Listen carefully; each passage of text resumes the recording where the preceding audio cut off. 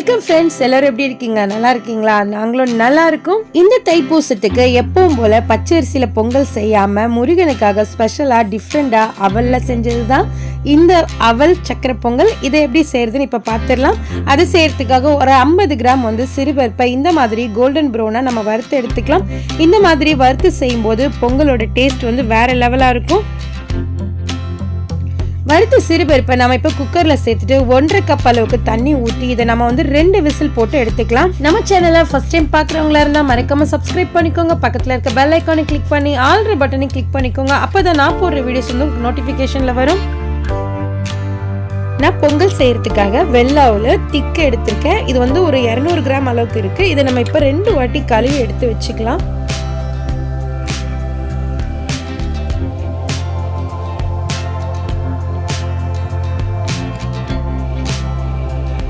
இப்போ ஒரு பாத்திரத்தை சூடு பண்ணிட்டு 1 டேபிள் ஸ்பூன் அளவுக்கு நம்ம இப்ப நெய் சேர்த்துக்கலாம். நெய் நல்லா சூடாகட்டும்.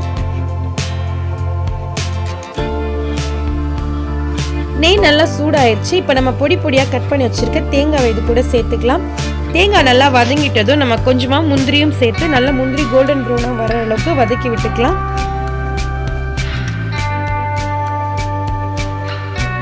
முந்திரி தேங்காய் ரெண்டுமே நல்லா கோல்டன் ப்ரௌனா வறுபட்டுருச்சு. இப்போ நம்ம கொஞ்சமா திராட்சையும் சேர்த்து நல்லா வறுத்துட்டு இதை ஸ்டவ் ஆஃப் பண்ணி ஓரமா வச்சிடலாம். இன்னொரு பாத்திரத்துல நம்ம ஒரு 150 கிராம் அளவுக்கு வெல்லம் சேர்த்திருக்கேன். வெள்ளத்தை நல்லா துருவி சேர்த்திருக்கேன். இது கூட 1.5 கப் அளவுக்கு தண்ணி சேர்த்து இந்த வெள்ளத்தை நம்ம நல்லா கொதிக்க விடலாம். இதுக்கு பாகுபதெல்லாம் எதுவும் தேவையில்லை. நல்லா கொதிச்சு வந்தாலே போதும். நாம வேக வச்ச சிறுபருப்பும் ரெடி ஆயிடுச்சு. 2 விசில் விட்டா போதும். இந்த அளவுக்கு வெந்து வந்தா போதும். நல்லா வெந்திருக்கு, குலையாம. இதை நம்ம இப்போ எடுத்து ஓரமா வச்சிடலாம். இந்த பக்கம் பார்த்தீங்கன்னா பாகு நல்லா கொதிச்சு வந்துருச்சு. பார்த்தீங்கன்னா தெரியும், வெல்லம் நல்லா கரைஞ்சிருச்சு. இந்த மாதிரி கொதிக்கும் போது நம்ம வாஷ் பண்ணி வச்சிருக்க அவளை இதோட சேர்த்து நல்லா மிக்ஸ் பண்ணி விட்டுடலாம்.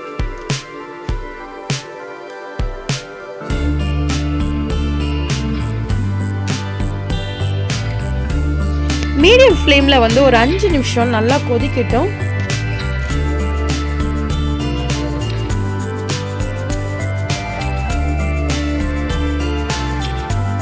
5 நிமிஷம் நல்லா கொதிச்சதுக்கு அப்புறம் அந்த வெள்ளைப்பாகோட அவள் நல்லா செட் ஆகி வந்திருக்கு.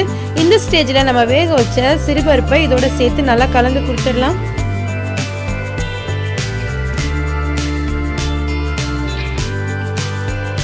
சிறுபருப்பையும் அவளோட சேர்த்து நல்லா மிக்ஸ் பண்ணியாச்சு. இப்போ 1 டீஸ்பூன் அளவுக்கு நம்ம ஏலக்காய் பொடி தூவிக்கலாம். இது கூடவே நம்ம 1 டேபிள் ஸ்பூன் அளவுக்கு நெய்யும் சேர்த்து நல்லா கலந்து கொடுத்துடலாம்.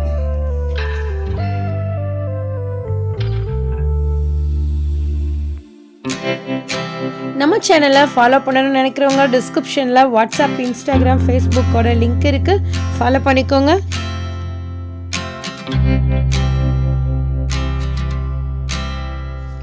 ரெண்டு நிமிஷம் லோ ஃப்ளேம்ல வச்சு நல்லா எல்லாத்தையும் கலந்து கொடுத்துட்ட பிறகு சூப்பரா செட் ஆகி வந்துருச்சு.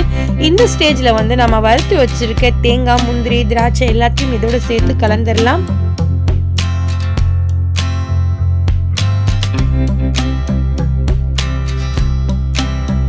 சூப்பரா ரெடி ஆயிடுச்சு நம்மளோட அவல் சக்கரை பொங்கல்.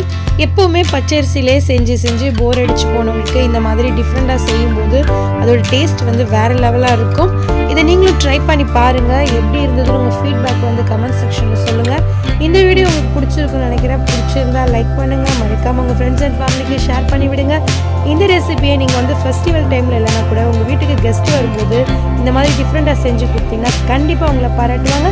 இன்னும் ஒரு நல்ல ரெசிபியோட உங்களை நான் சந்திக்கிறேன். அது வரைக்கும் டாடா.